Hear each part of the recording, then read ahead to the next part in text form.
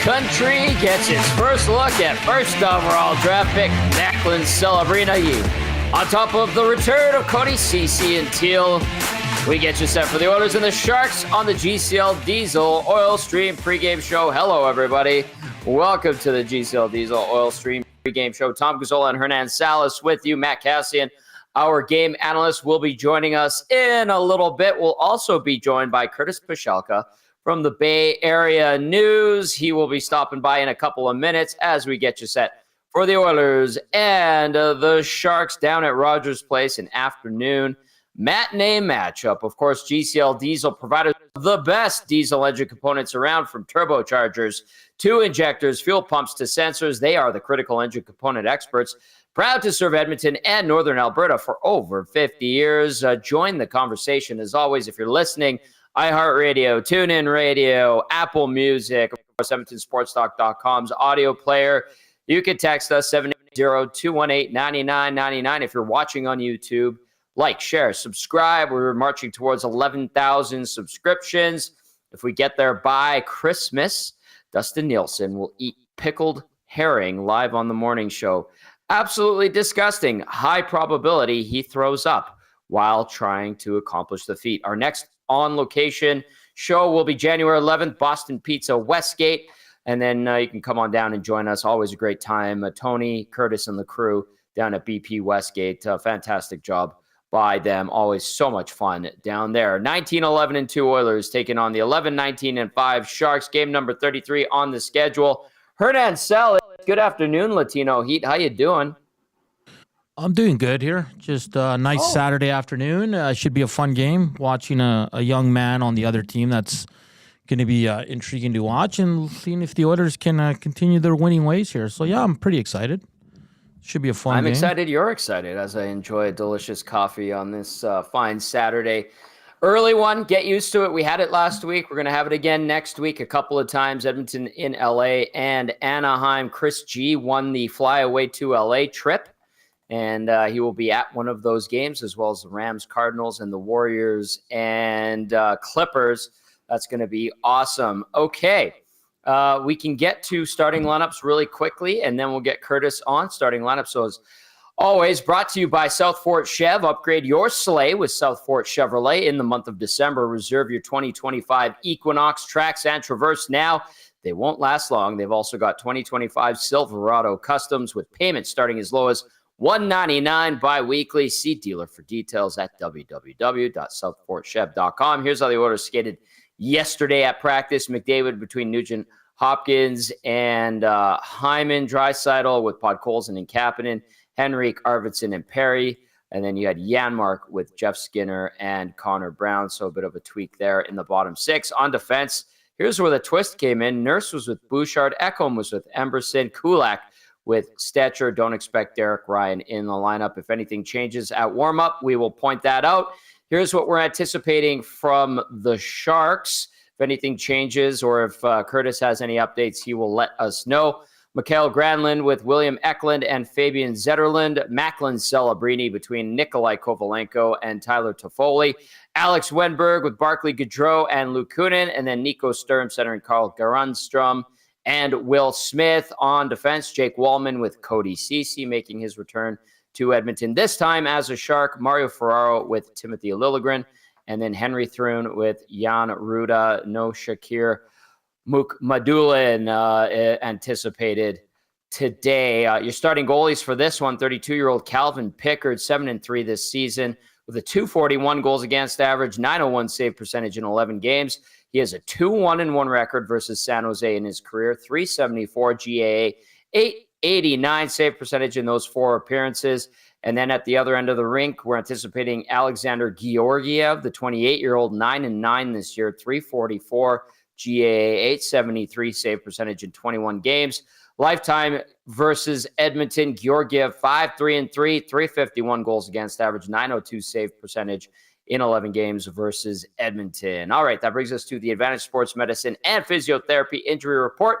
We're at Advantage Sports Medicine and Physiotherapy. We treat you like the pros. Our multidisciplinary team includes sports medicine physicians, along with highly skilled physiotherapists, strength and conditioning coaches, and massage therapists. Whether you're recovering from an injury or looking to enhance performance, we treat you like a pro using the same locker room approach trusted by the best in the game. For Edmonton, Alec Regula, IR knee. Evander Kane, LTIR, abdominal surgery. For the Sharks, Vitek Vanacek, the netminder, day-to-day with the head issue. Klim Kostin, the former Oiler, IR upper body. Mark Edward Vlasic, IR upper body. And Logan Couture, he's been on IR for a long, long time with a groin issue. All right, I think Curtis is ready to rock, Hernan. That is true, right? No, we're having some issues. He's going to reconnect. There's no visuals image right now, so I'll keep you posted here. All right, sounds good. Oh, we can hear Curtis. Absolutely, we can hear him. But let's get him sorted out. And in the meantime, we'll get to some texts. 780-218-9999. Nasty Chat doing its thing. Quaddy asking, will there be a CC video to tribute his time as an Oiler? Probably not. We know that in the Jeff Jackson era, we have not seen any tribute videos. And Strummy saying Bumblebee Tuna, Tommy Dillon's in one in Gibbons, 6-4 Wild so far, 1 goal, 1 assist for the young Strummy. All right, hopefully they get it done. And then VR Montenegro says Gordie Howe Hattie incoming. VR Montenegro from who? From who? Jimbo asking what I'm wearing today. Just a suit and tie. Going casual. All right. Nancito, you want to throw out the question of the night, or are you worried? Are you getting Curtis set up? Yeah, I'm just waiting to hear back from him. He was going to reconnect, and it's a new software for him, so he's just trying to figure some things out there. Okay, so, you know what we could do is do the audio from the link as if we were doing a phoner. Yeah, for sure. We could do that. All right, you'll get that sorted out, and we'll get to Curtis Pashelka shortly from the Bay Area News. Edmonton and San Jose meeting for the first of 4 games this season. The Sharks begin a brief 2-game road trip. They'll be in Vancouver before they wind up the schedule, prior to their Christmas break. Edmonton playing game 4 of a 5-game homestand. Of course, San Jose and Ottawa today and tomorrow. The Sharks have dropped 6 of the last 7, 1-6 in that time. Edmonton 10-7-1 at home this season. San Jose on the road 5-10-4. All right. The Oilers have won 5 straight home games versus San Jose, and they're looking to continue that dominance over the Sharks. All right. So I think what we're going to do is go to Curtis via like a phone call. I think we'll do that, Nancito. Okay. And then because he's down at the rink, the camera's not working. So is he good to go? He is good to go. All right, let's do that. Curtis joins us from Rogers Place. Curtis Pashelka from the Bay Area News. Great to have him back on the program as we get set for the first of 4 meetings between the Oilers and the Sharks. All right, Curtis, I was talking a little bit about the recent struggles of the San Jose team. Just 1 win in their last, 6 games. What's been going on after that 3-game winning streak that the Sharks had a little while ago? Well, thanks for having me on, Tom. I appreciate it. But it's sort of a combination of things. They just finished this 3-game homestand. They lost by 1 goal each game. They had a lead in the 3rd period in each game and lost in regulation time all 3 times. That's the first time that's happened in NHL history. So sort of a combination of things. Maybe a little bit of lack of confidence in certain situations, maybe slightly psychological as well in terms of just getting past this maybe a mental hurdle, and just faces some really good teams here along the way. Coming off a 1-goal loss or a 2-goal loss to Colorado, in which they had a 3rd period lead, lost it. Same thing happened with the Winnipeg the game against the Winnipeg Jets, and the Utah Hockey Club gave up goals in the final 2 minutes in both games to lose both games in regulation time. So it's a bit of a combination of things. Just not enough depth up front, and on the back end too sort of plays in that as well. So it's sort of a fragile group coming into Edmonton today. We'll see what happens, how they respond against obviously a very good Oilers team right now. Curtis, one of the positives, I suppose, and I know there's a lot of excitement around Macklin Celebrini, but what can you say about the way he's adapted to the National Hockey League and the impact he's starting to have with his new club? And are people getting excited about him around San Jose? Because I know it's been a bit tough in terms of how things have gone the last few years with the Sharks, but is there legitimate uh, excitement around him? And do we see a superstar in the making in Celebrini? Yeah, obviously he's had a terrific rookie season. He had to miss 12 games earlier in the season. He had a hip issue that he had to get over, but kind of since then he's been pretty much a point per player type guy as a Sharks, basically number one or number two centerman, depending how you look at it. But it's not just the offense; it's the way it's his two-way game, the responsible way he plays, his competitive nature kind of rubs off on some of his teammates too. So, yeah, definitely people are getting excited. Everybody you talk to around the league figures this guy could be a franchise type player for the Sharks at some point soon. Maybe not quite to the level of a guy like McDavid or Draisaitl, but certainly in that category of a guy who could lead this team for the next 10 or 15 years and be a huge part of this the turnaround here in San Jose. Curtis Pashalka joining us from the Bay Area News as we get set for the Oilers and the Sharks. I mentioned this is the return of Cody Ceci to Edmonton, this time with the San Jose Sharks. What kind of impact has Ceci had on the blue line? I know he's kind of just a steady, quiet, reliable guy, but how has he helped this blue line, in your opinion, Curtis? Yeah, he's really provided some stability to the back end. You remember the Sharks of last year, just a kind of a revolving door defenseman back there, and you really didn't know who the top pair guy was going to be. But you bring in a guy like Cody Ceci, you add a Jake Wallman, who's been very good for the Sharks this season as well, and suddenly you have a top pairs for the Sharks this year. So he's been great, leading the team and obviously penalty kill minutes and leading the team in block shots. Certainly not the sexiest guy in terms of a playmaker or anything, but I think Oilers fans will remember him just being sort of a blue collar, meat and potatoes type player, and he certainly played that role for the Sharks here as well. And sort of the question now with Cody is how long he'll be in San Jose. Mm. Obviously, he's a pending UFA. He figures to get a lot of attention here as the trade deadline nears, just because of those attributes: steady, penalty killer, block shots, good guy. So he's going to be a player that the Sharks will have to weigh whether or not they want to try to keep or sell some future assets as they kind of continue this rebuild here. Hey, I say this in jest, but there are a lot of Oiler fans, and they like going back to guys that have played here. That would probably be like Cody Ceci return, perhaps. And I know the Oilers need an upgrade on the back end, but yeah, Ceci is pretty steady and basically comes as advertised. All right, Curtis.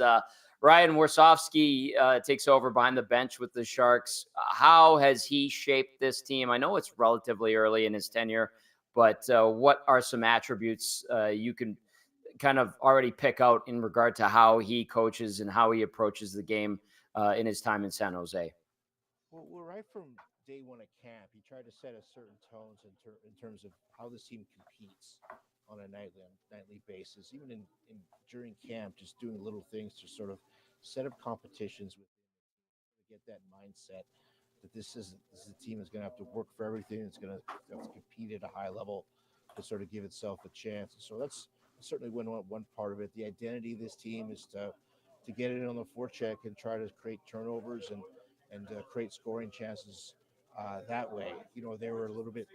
There's still a little bit of a work in progress in terms of their own ends, in terms of breaking out pucks, carrying the puck, with speed through the neutral zone.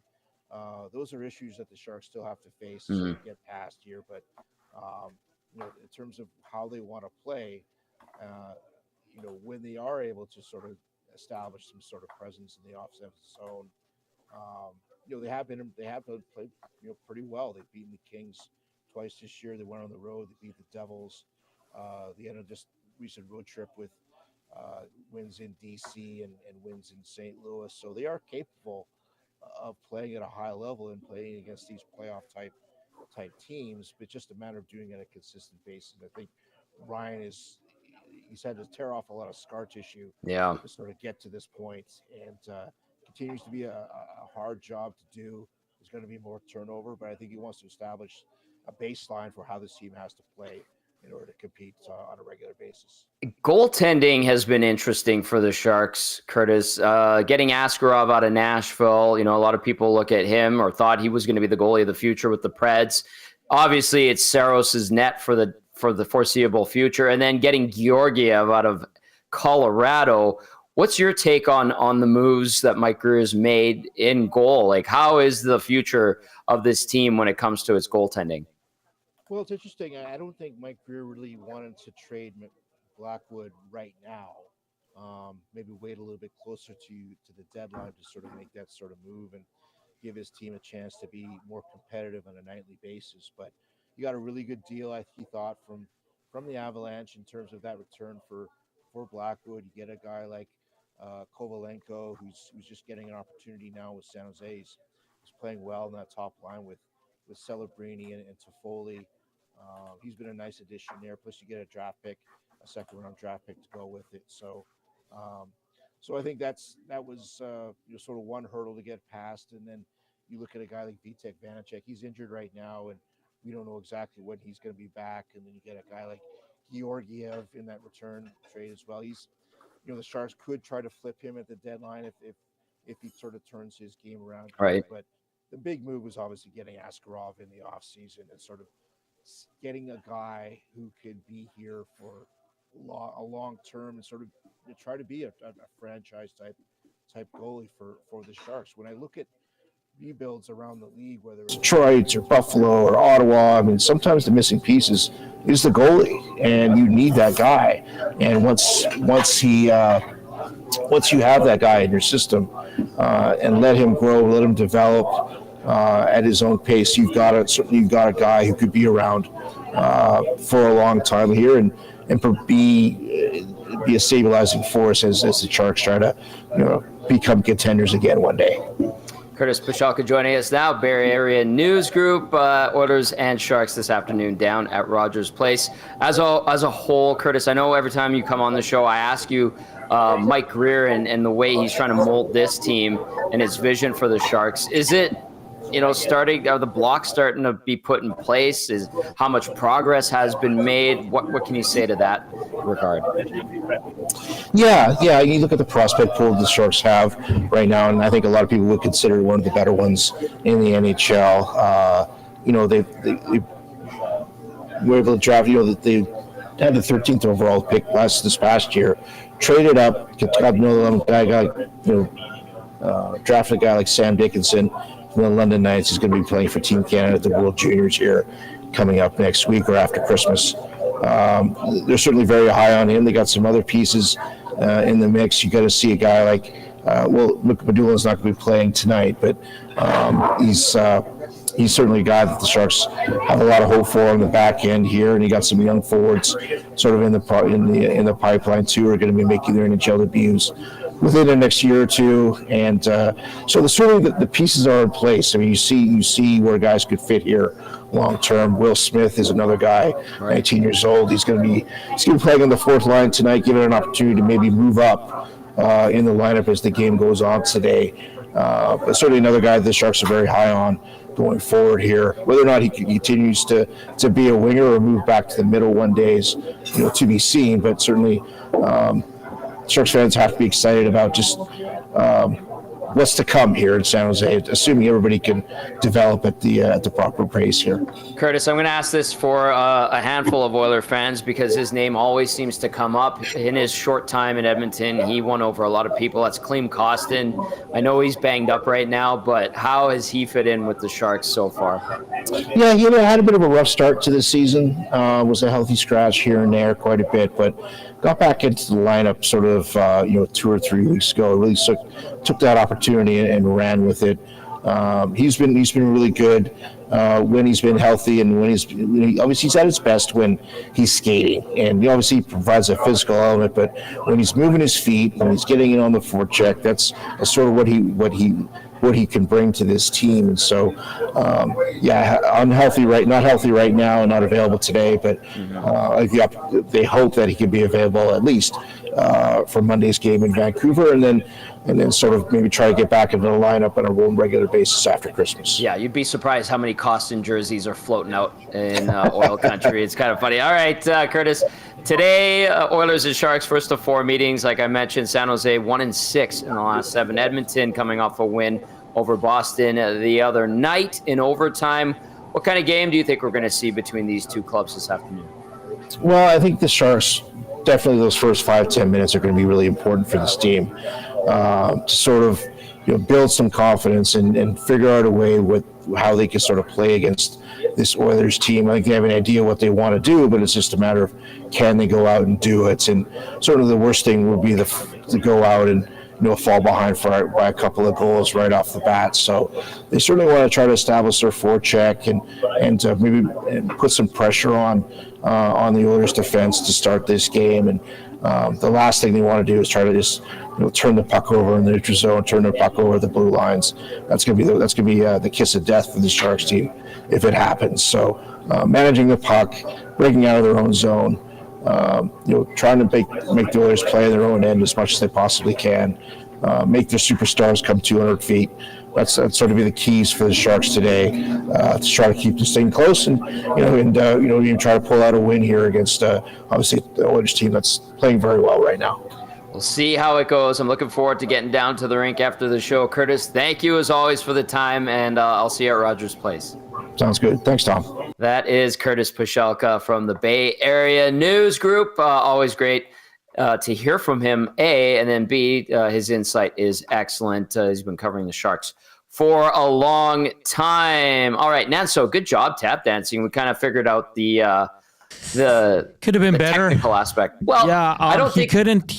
So just we were chatting behind the scenes, and it was the first time using Wirecast, and Wirecast can be a little tricky at times if you're a first-time user. So we couldn't get the camera going, and then we just had to go audio. But I know people were saying that the audio wasn't coming through. I turned it on iHeart and on TuneIn and on our YouTube channel, and it sounded good. I mean, he was lower than you, Tom, just because you speak a lot more.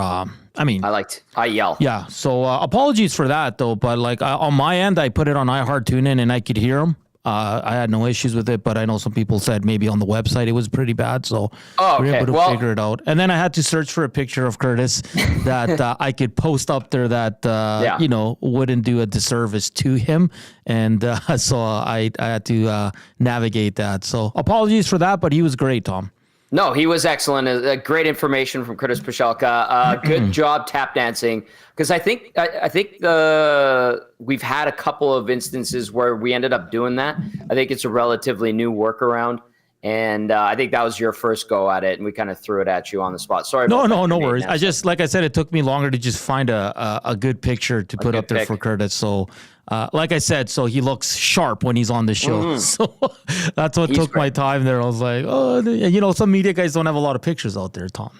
They're not all Tom Gazzola out there, right? That's because I'm an Instagram, you know what? 100 pictures of Tom to choose from. A million. Me and the dogs. Look good.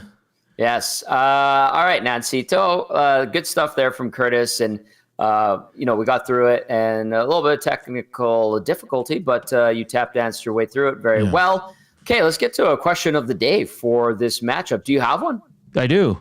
Okay. Let's so, in the offseason, the big trade was Cody Ceci for Ty Emberson. And, with the struggles of the defense early on this season, people were like, there was a lot of expectations on Mr. Ty Emberson. I think this last month, he's really, figuring it out. He's getting better and better each game. Tom, I'm still not ready to call him a top 4 guy. We're going to see some new D pairings tonight, this afternoon. Apologies. So it's going to be interesting to see that. But I want Oiler fans because I think expectations were a little high to start the season. I think they've tempered now, and I think everybody's just loving the way he's evolving.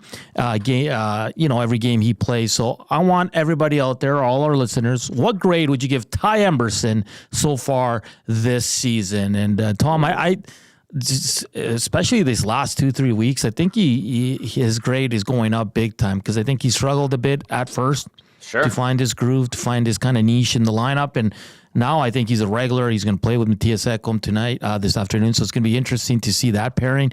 But what grade would you give Ty Emberson so far this season? 30 games played, 3 assists, -4, 14 penalty minutes, a couple of fights this year for the youngster, finding his rhythm and groove with the Oilers.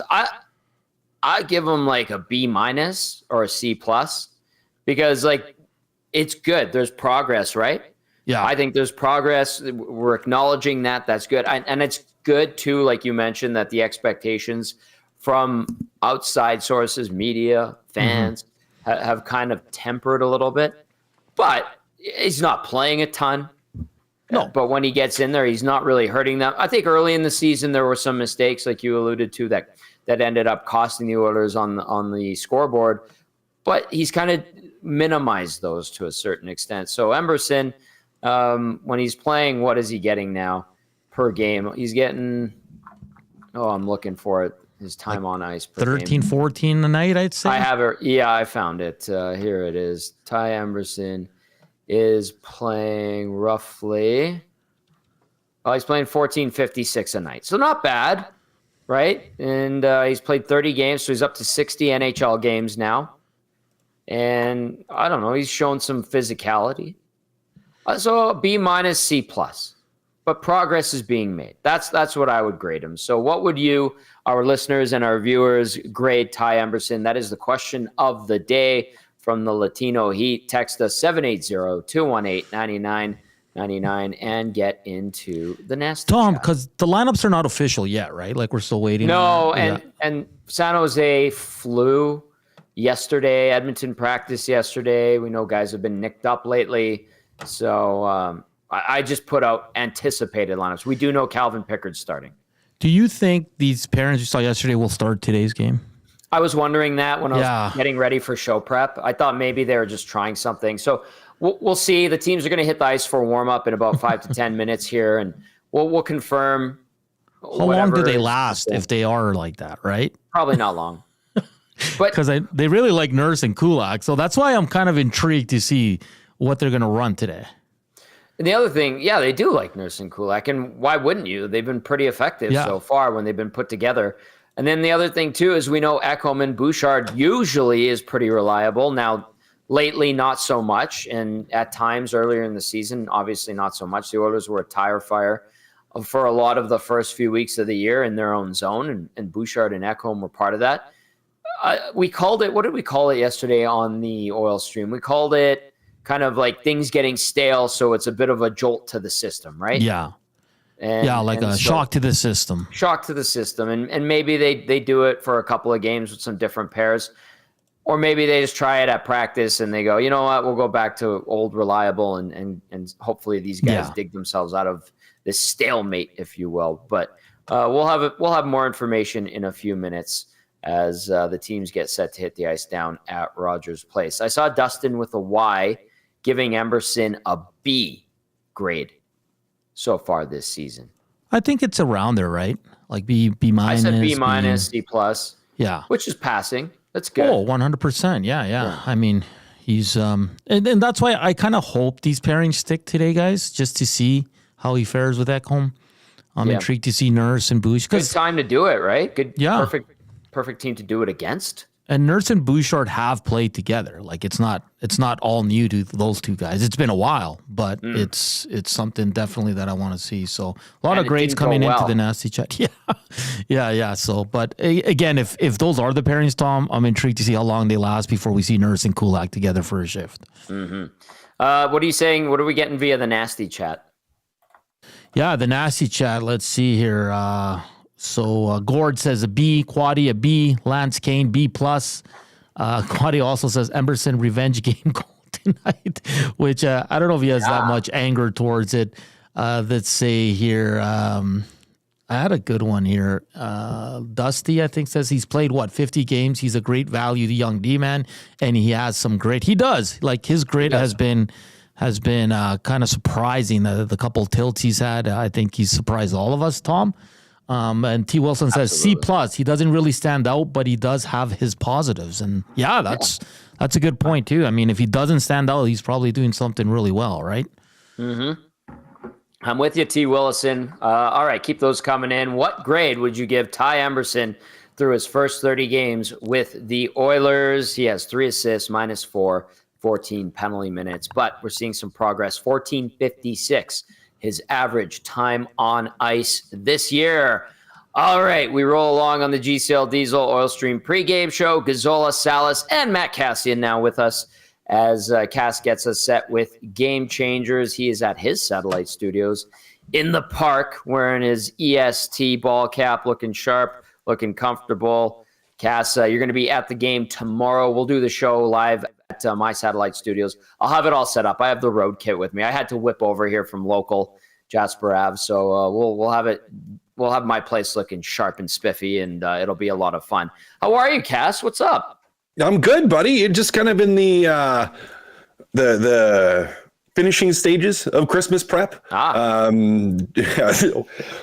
Excuse me. I think I'm done now. Like this morning, spent a little bit of time, had my oldest with me. We went and ran some errands, got some food to get us through the next couple of days. Going to still have to do that big Christmas meal shopping for prep. But yeah, just kind of in the last stages of that, and excited to watch a little bit of hockey here. Some back-to-back winnable games for the Edmonton Oilers. And we'll talk more after the game about the upcoming one against the Ottawa Senators, which I think is going to be a really interesting matchup.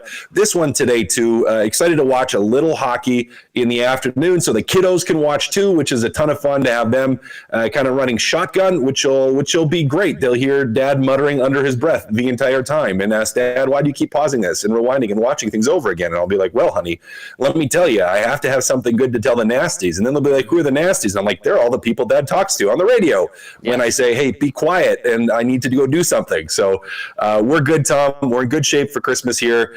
And just ready to watch a good old-fashioned hockey game this afternoon. Yeah, these matinee games are weird, especially on Saturdays, and especially when we're on location. Sean and I today, thankfully, was close by at local Jasper Ave, and thanks to Chris and the crew, great staff over there, great food, great spot. Yep.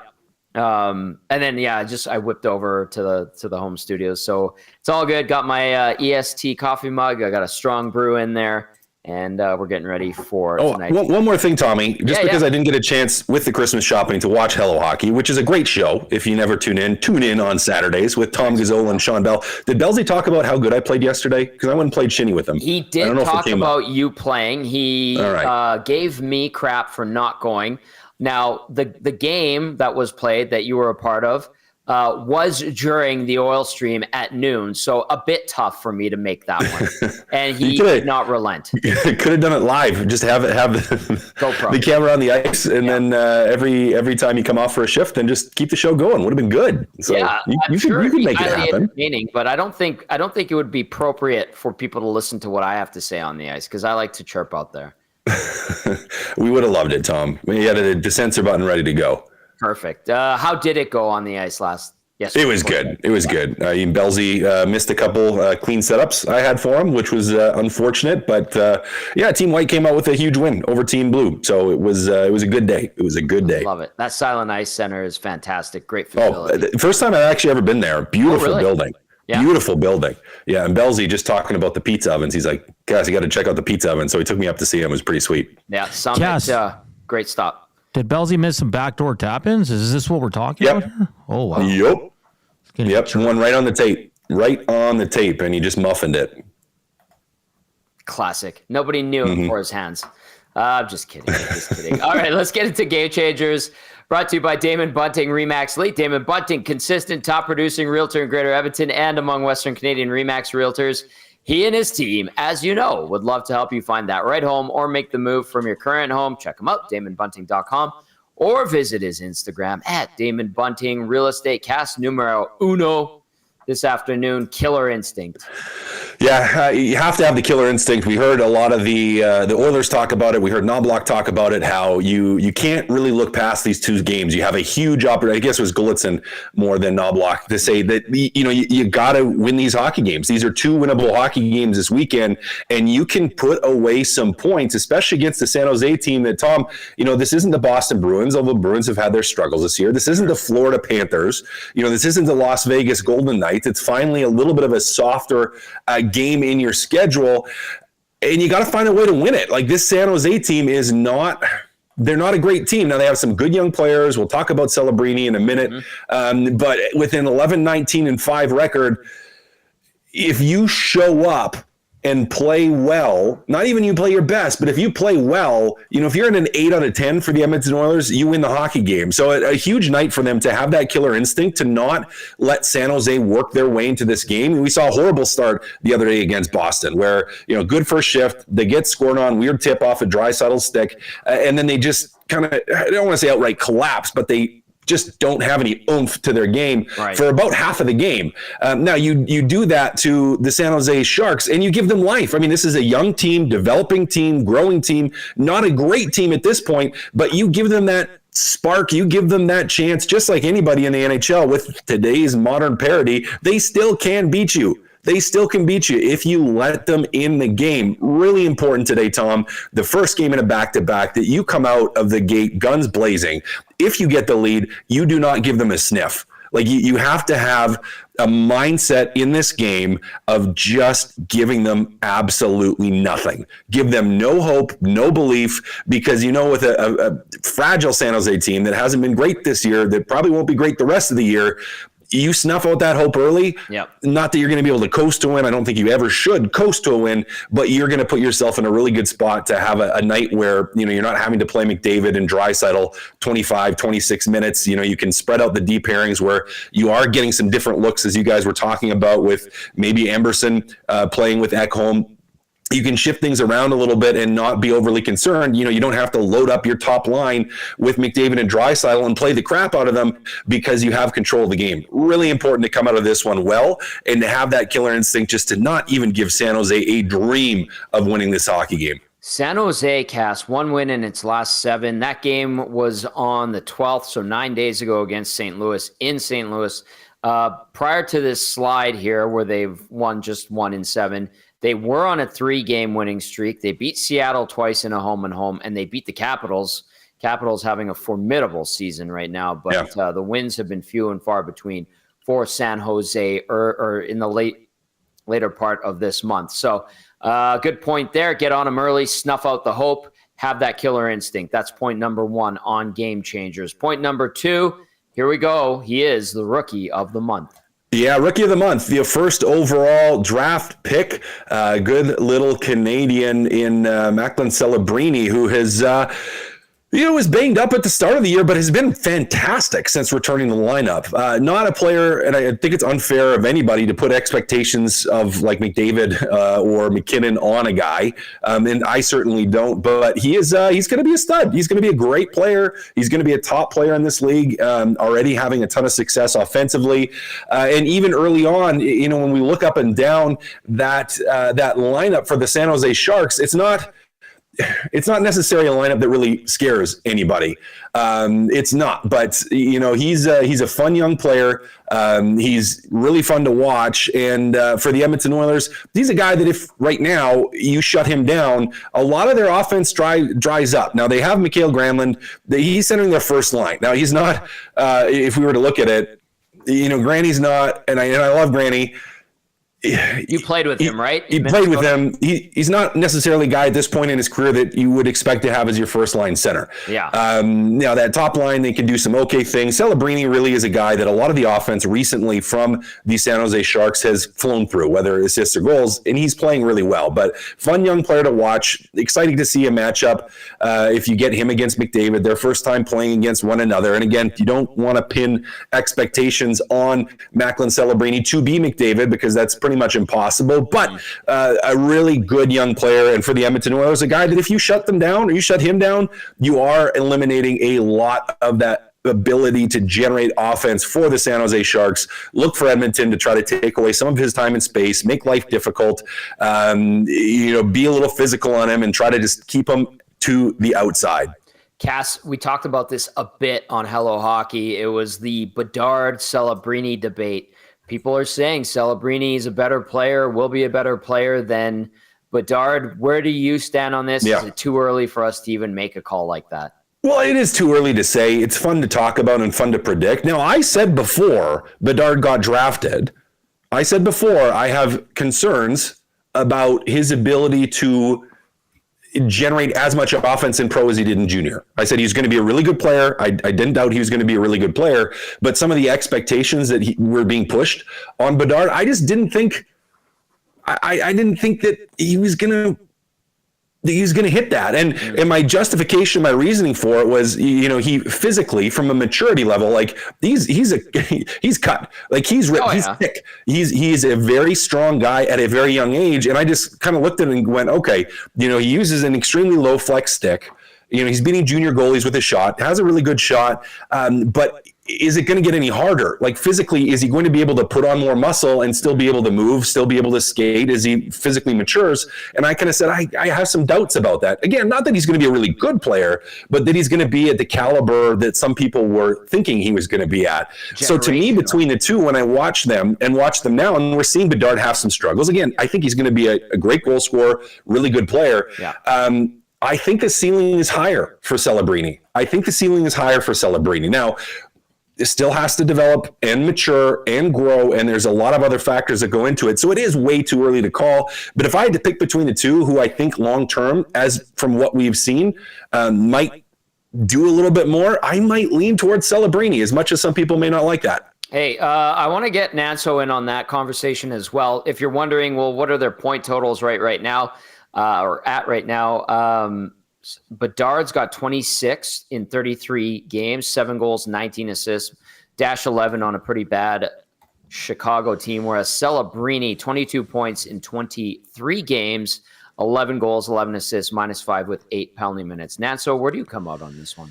Yeah, that's an excellent question. I was kind of nodding here when you guys brought it up, but I mean, Macklin Celebrini, only 18, and he's showing some things this year, boys. He's got about 2-3 extremely high highlight reel goals. I think Bedard is kind of in that sophomore slump, guys, that we see often with many players. The greats like McDavid and Crosby, they didn't have those. Luckily for those teams. But yeah, I think Connor Bedard is still going to be one of the elite. I don't have him in that Connor McDavid category. I don't think Celebrini will get there either, but I think they're both going to be superstars. But the lethal shot by Bedard, but all around Macklin's showing that he can do it all, right? So yeah. I think I'm going to lean a little bit towards Macklin Celebrini right now, but I think both guys for years, and we're going to be very lucky to watch these two guys for many years. I think it's going to be really close and a good conversation and have guys in about 5-6 years, right? Yeah, absolutely. Dash from Heavy Hockey, good to see Dash. He's in the nasty chat, says, do you think Celebrini will turn it up against McDavid since he grew up watching him just like Connor did with Sid? Boys, What do you think? Yeah. That's a good question. Great question, Dash. I think a little bit. I mean, he's going to be amped for it. Sure. He wants to be a superstar player. He desires to be that. He's got the talent to be a superstar. So yeah, he's going to get up for it. Just like most players get up for playing the best in the world. Mm-hmm. It's just natural. These guys are competitive. Celebrini's competitive.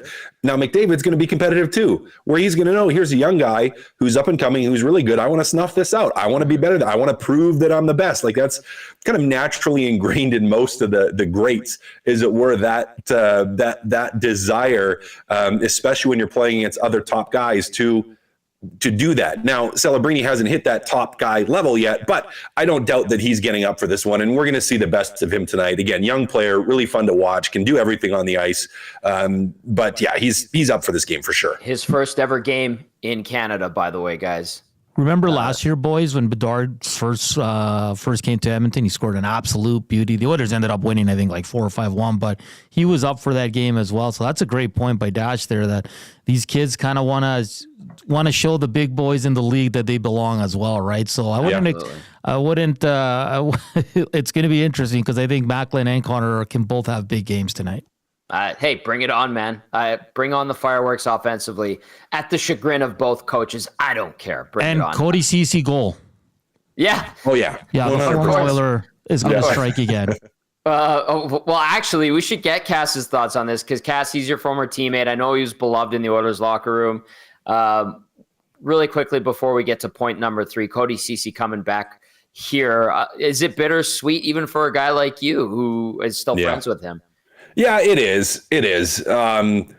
Yeah, I was telling him that. It's just like, man, and again, my CC bias, I am very open about that because as an old teammate, as a friend, like I'm clear with that I am highly favoritive towards how I view him and view his play, and probably always will be.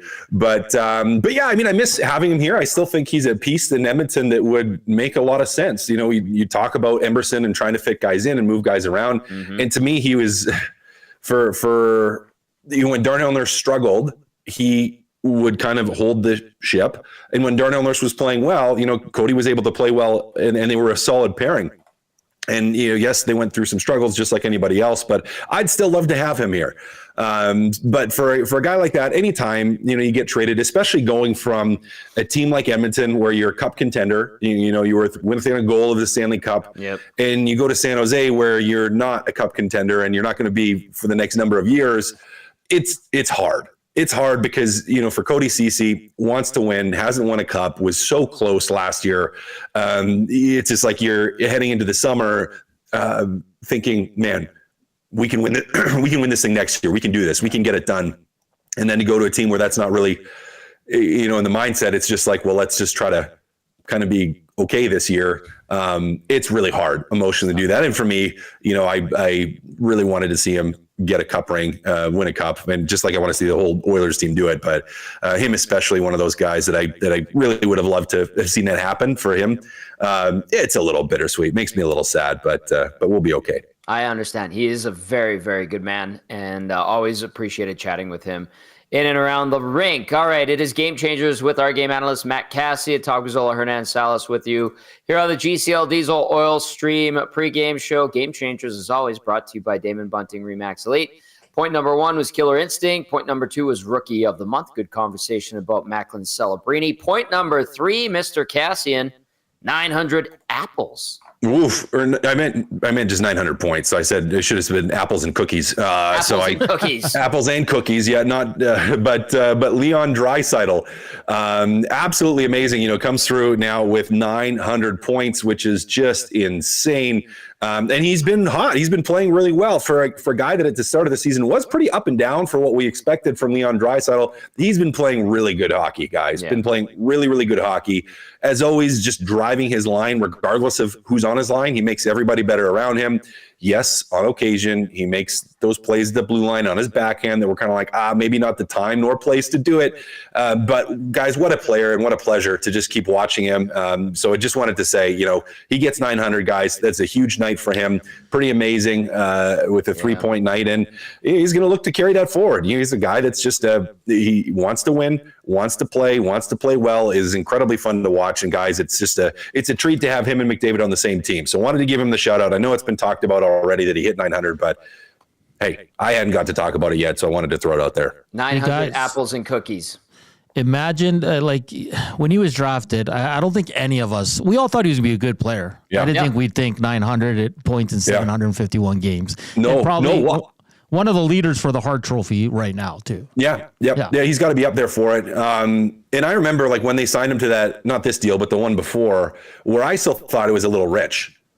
that first deal, where I was just like, oh man, like, yeah, he's really good, but that seems like an awful lot. Like, you're taking a little bit of a gamble, and boy, did that ever pay off immediately. Where, you know, watching him his first couple of years, you expected him to be really good, particularly, well, even that first year where it was like you saw those moments and those flashes of greatness where, you know, he'd do something amazing, like, oh man, this guy could be fantastic, but just turned it up, and then just exploded in the second. And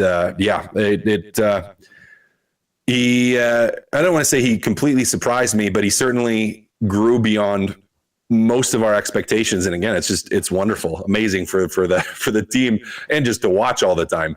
Cass, last one for you really quickly. It's a question of the day. We encourage anyone that's listening or watching to text us 780-218-9999 or via the nasty chat your grade for Ty Emberson so far this season. I'd have him at a B. Yep. I think he started the season at a C. I think the pressure got to him where there was expectations, whether within the organization or that he put on himself and maybe put on by us too in the media, for him to, you know, play on that second pairing and to be consistent and to be the guy to play with Darnell Nurse. That kind of was the expectation. And Was it fair? Probably not for a young guy that hadn't played that many games in the league. But he did struggle early. He's found some consistency in his game where we're talking about the mistakes he's making a lot less. We're talking about him, especially early on in this season. There were times when we're like, what is he doing? Like, where is he? Just kind of spinning around and almost looking a little lost out there.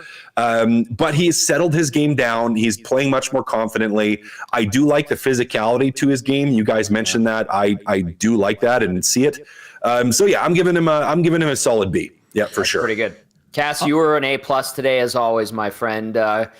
Enjoy the game with the girls, and we'll catch up with you on the post-game show. Absolutely, guys. Thanks a bunch. That's our game analyst, Matt Kassian, bringing us Game Changers, as always, presented by Damon Bunting, Remax Elite. All right, I see there are some updates to the lineup. Yes. You want to do that? Nanso, brought to you by South Fort Chev, as always. So, Tommy, the deep pairings we saw yesterday will not go tonight. It's the Shocking. same. It's the same as the last handful of games. Ekholm with Bouchard, Nurse with Stetcher, Kulak with Emerson. And then Perry and Brown swap lines. Kapanen is back in his regular spot on the second line. All right, and as for the San Jose Sharks, you've got Granlund between Eklund and Zetterlund, Celebrini with Kovalenko and Toffoli, Wenberg between Gaudreau and Kunin, Sturm in with Grundstrom and Smith. Sturm playing center on that line. On defense for San Jose, Wallman with Cody Ceci, Ferraro with Liljegren, and then Thrun with Ruda. It's going to be Askarov in goal for San Jose. I know a lot of Oiler fans, I do know a lot of Oiler fans were very curious about Askarov when he was available at the draft, and it was Nashville that took Askarov. If you're wondering how he's doing, I will get that for you right now. Askarov, this is going to be his first ever game facing the Edmonton Oilers. I know we thought Georgiev might have been getting the start, but that is not the case. Askarov, 22 years old. He is 1-0-1 this season, 196 goals against average, 927 save percentage in the 2 games played this year. Lifetime, Askarov has played 5 NHL games. He's 2-1-1 with a 229 GAA, 920 save percentage. Of course, like I mentioned, this will be his first ever game versus the Edmonton Oilers. What do you think of that, Nanso? Yeah, I mean, a guy that remember his draft year? I do, because it was Kosa, Askarov, and then was it Wallstedt? Wallstedt from Minnesota. Wallstedt, yeah, and people stayed away from him, but Minnie took him. Yeah, I do remember that distinctly from a few years ago, but here we are. We're going to see Askarov for the first time as he plays his 3rd game as a member of the San Jose Sharks. Yeah, it's interesting. A guy that's, he was drafted high. I know in Edmonton, a lot of fans wanted him here. Interesting that Nashville moved on from him. But they have Juicy Saros, who's an elite number 1 goaltender. So, yeah, I'm excited to watch him play. Let's hope it's not that first game vibes that the Oilers get sometimes when they play the opposing goaltender for the first time. So, yeah, it's going to be interesting. Calvin Pickard on the other side, he's been solid all year. Yeah, no worries about his performance. So, yeah, and then some people are chiming in saying, why practice with those deep pairings, Tom, if you're not going to use them? And that's a good question. I mean, I don't know. Valid. I don't know, but I don't know. Maybe just playing some games and sending maybe some warning shots to the guys that are struggling. So, and hey, Tom, if this team's not going their way, they might see. If this game's not going their way, we might see these pairings, right? Yeah, I suppose it's possible. Yeah. Quaddy also asking, did you say Kapanen was in? Yes, he's in. Strummy saying, the Oilers tend to play down to teams below them. There are no quote unquote scheduled wins for Edmonton. Yeah, I understand that sentiment. 100%. Okay, we're gonna wrap up with a couple of texts. JCD780, great photo he sends into our text line. He's got a 6 o'clocker, freshly cracked, and Popeyes, very good. And then in the background, he's got the GCL Diesel Oil Stream pregame show on the screen. Love it. Have fun watching JCD780. I wish I could have a 6 o'clocker while watching the game. Corey B's going to the game, and he says, Tommy, I'll buy you a beer. I wish. No beer for me during the game. And then AJ in Montreal just texts and says, Askarov's got great numbers until tonight. We'll see what the Oilers can do against Askarov as they face him for the first time. Nanso, great stuff. Good job today. It was fun. Love these afternoon games, Tom. We get our evenings. And let's hope it's 2 points. But yeah, it's going to be fun. Oilers are playing extremely well. I'm excited to see Macklin Celebrini, Cody, the return of Cody Ceci, and of course Askarov, the young goaltender that was traded earlier this year. Should be a fun one down there. Stay safe, Tommy, and we'll chat after the game. All right, I'll make my way. I'll make the 55 steps over to Rogers Place right now. That's going to do it for the GCL Diesel Oil Stream pregame show. A big thank you to Curtis Pashelka from the Bay Area News Group for stopping by. Hernan and Matt Kassian. I'm Tom Gazzola saying enjoy the Oilers versus the Sharks. Enjoy watching Macklin Celebrini face Edmonton for the first time and Connor McDavid. We will catch you after the game. Ciao for now.